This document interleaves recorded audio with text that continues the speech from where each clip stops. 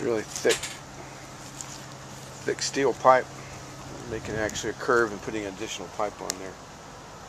It's quite a tricky little job there, but he's able to do it in a backyard because of the portable equipment.